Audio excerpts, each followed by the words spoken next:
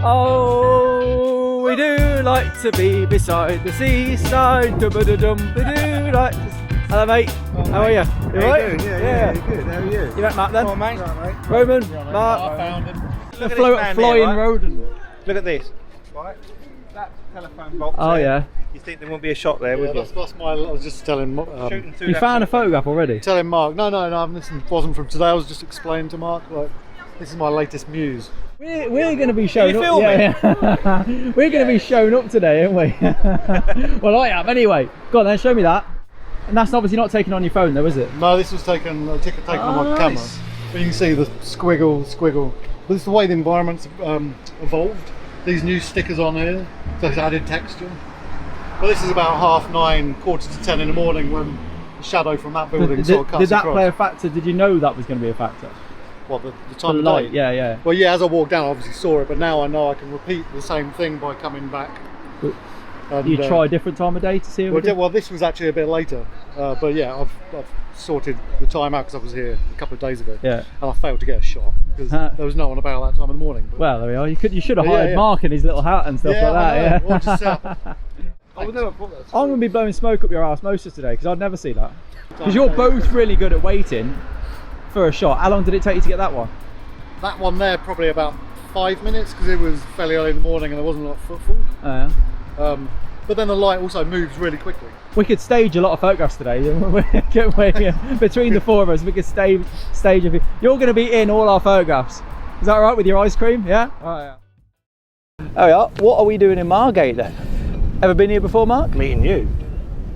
Meeting him. Never been here. Yeah?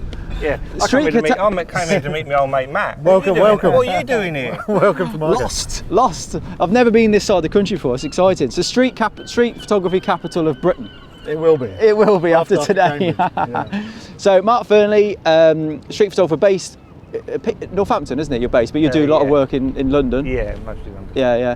And you've just moved down to Margate, and you were from? Last April, we moved from Cambridge. Yeah, a bit different then, eh? Yeah, a whole different kettle of fish. Really. Yeah.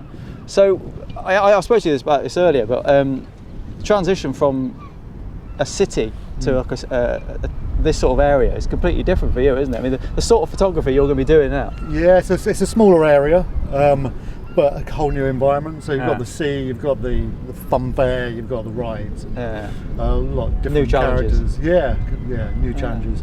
But my style's slowly changing, I think, because of that.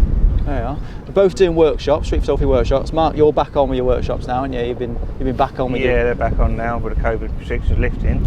Obviously overseas are a bit difficult still because of restrictions, but yeah, back on with the London ones. All good fun, but you missed them, didn't you? No, we're still doing them through the gaps of the COVID. Yeah, every now and again they'd say like the restrictions will be lifted, then they'll be back on again, and yeah. So I've still been doing workshops throughout, really, on and off. On workshops, that's good intro to workshops. So both of you guys do workshops. So what mistakes do you see people do? What's your sort of the first thing, the most obvious mistake that people do on workshops that you sort of try and address with people? For me, it's not enough separation of the subject. So it could just be the subject just getting lost in the background, which essentially is just taking a photograph of a scene without much interest. So I try and encourage them to try and separate it through depth of field or so making it more obvious. Yeah, making it more obvious. Otherwise, it could just get lost in the noise of the background. So when the end person, whoever it is, looks at that photograph, it needs to be obvious what the picture is of. Completely. Yeah. So for me, it's probably people getting obsessed with like settings and stuff. You know, when people go on about histograms and stuff, and they go on about you should find this, look at this, and they look at the moments are gone. But for me, most people on my workshops, it's about getting rid of making it as simple as you can. Yeah. Setting your camera up as simple as you can, so you can raise that camera, get a picture within a couple of seconds. But not looking at histograms, Gav. Nice. Fuck that. Straight to the point, because you do find, obviously, I was just about to say, you've been doing a lot of workshops, you get a lot of people, different levels of photographers.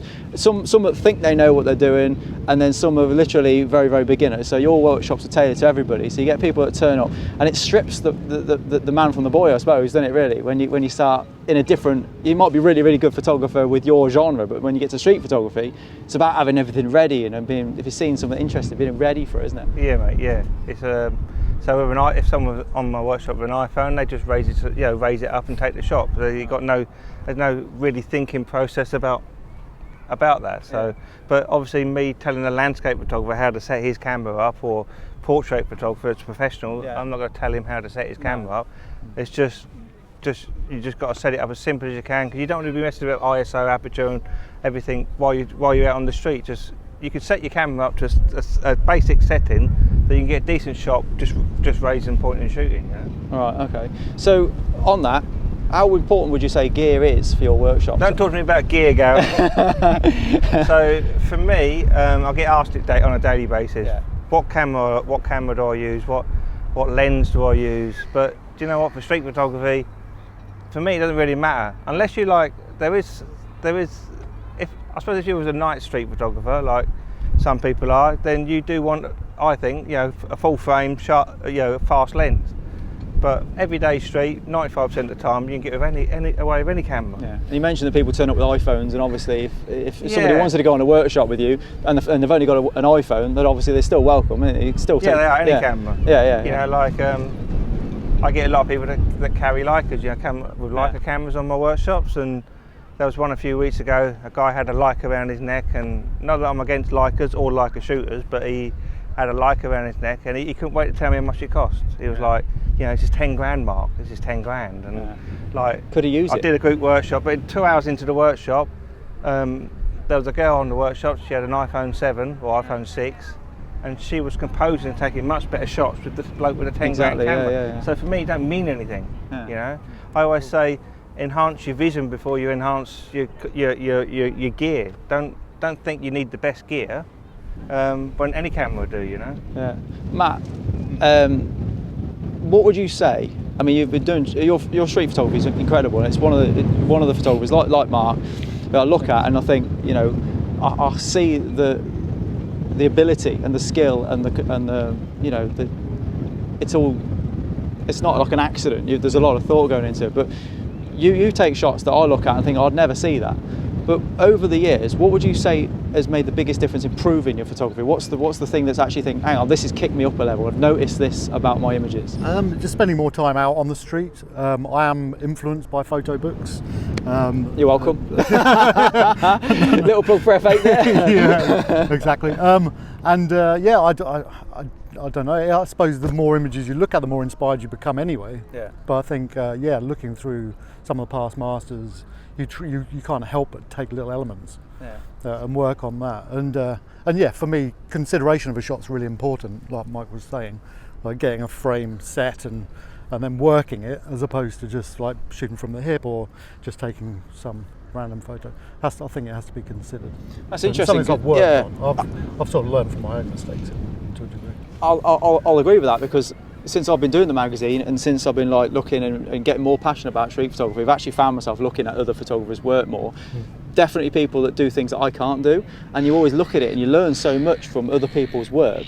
And especially, I mean, I've become really critical of other people's work as well, working at, not good and bad, working out how they've achieved it. Not only could I take the shot, but what you like about it, what you don't like about it, and what's drawn them to the shot. And a lot of people, there's nothing wrong with it, but there's less thought to a lot of people's photography, isn't there? And I think when you look at other good photographers' work, like yours, with how much composition work and how much sort of placement goes into it, and how refined the image is, it makes you appreciate how much effort's in that, and it's not just spray and pray, because there's no way you could get your sort of image.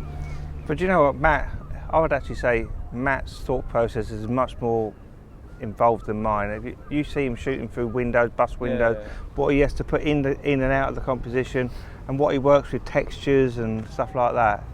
Yeah, he's the main man for that. Well, can I also just add to your last question? I've become a lot more self-critical. So I take a lot of photos. Most of them are complete garbage, but I know that's going to be the case.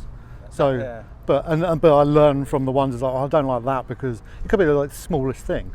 the subject could be just not quite fully in frame, and then to me that's just a write-off. But I know I can like revisit the spot at the same time and try and like emulate. Yeah, and that I would 1000% agree with. Is transform my photography, no matter what genre, is being able to detach the pride and actually saying, hang on, that's a crap photograph. It's a shame you didn't get that right. Because some people have got like this emotional attachment to their images, and they can't see past the flaws because they love their images too much. And you need to be able to critique properly, don't you? Yeah. So you appreciate the good ones more. Oh yeah. Less of them. Yeah. Far less of them. Yeah. Are you? Do you do projects? Projects is something. I mean, obviously, there's themes that I work on, and you could call those projects. But since I've moved here, I've decided to start working and focus on like more of a documentary style of photography, and a project has just come out of that. So stay tuned. I suppose being forced into a different environment, you've got no choice really, I suppose. Well, no, that's right. I was saying earlier on, it's sort of something I've never really been confident about before, but like actually approaching people and saying, right, do you mind if I take your portrait? Yeah. I don't know anyone here. I used to know a lot of people in Cambridge, so I was a bit more withdrawn from doing it. But yeah, here it's just like, I'm just going to give it a crack, and hopefully good things are going to come out of that. So. Yeah. Mark, your work, I mean, it's all consistent, your work. I think you've got like a general project going with your sort of shapes and your style. But have you got anything that you think that is a particular project that you are thinking of working on? I do a lot of self. I'm a bit of a poser, aren't I? So you are, yeah. Well, wouldn't you be? Look at you. You're the best subject there is. So I do a lot of self-portraits, but what it is with that is what I find with Matt, what we all do. So when we go out on the street, sometimes you'll see a scene, but there's no foot traffic, there's no one coming through that scene. There might be a beam of light that looks amazing on this wall or whatever, but you see it and you think, like, there's no one going to come, no one's coming here, no one's going to walk through it. So that's why I like to involve myself in the shot then. Yeah, so well, you just happen to be wearing a trilby at the time, right? Well, He's got a whole change of clothes. I've just happened to bring my wardrobe with me today. Yeah. No, I've got someone walking behind me with a donkey veil. So I just include myself into it. So if it's my phone or my little GR in my pocket, got a monkey, is it a monkey pod? Gorilla pod. Yeah. So I'll just wrap that around anything. But you have just started a new project. We're just going to our own brand of monkey pods now. We're going to link in the description. What would you say makes a great image? Well, for me, it's the combination of a lot of things, really. Like I've mentioned before about just the separation of the subject with the background. Yeah.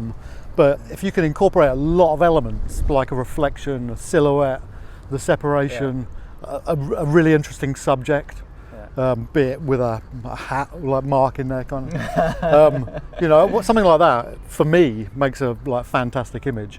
But yeah, I don't know. Everyone sees beauty in different things. So this is it. Yeah.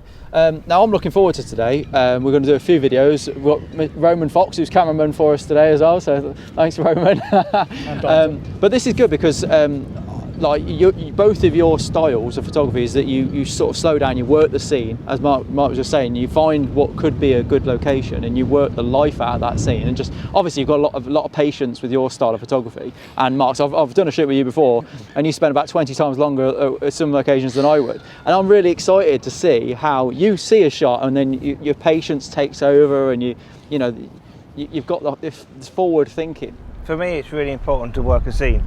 On all my workshops, the main thing I revolve around teaching is to work a scene.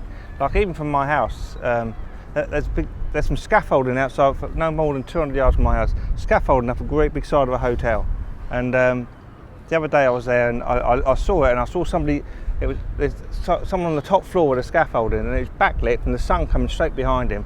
And I could see all like the poles and that, and I thought, that looks a good shot, so I took the shot. Now most people would just take that shot and walk off. Yeah. But for me, I don't work like that. So for me, I took that shot and I thought, there's a load of shop windows to my left. So I put the camera into the shop window and shot up, and I got a double reflection of this guy leaning over the scaffolding. But then I thought, well, there's still more to be had here. So I remember going right up to the scaffolding, right near enough underneath it, and I could see him through all the poles, silhouetted through the like the wooden planks and the poles, and that made a good shot as well. And then I'll just carry on working it and I'll end up getting 5 or 6 good shots instead of just taking that one shot and walking on. Not just the scene, but you're working in the environment. And, Yeah. Cool.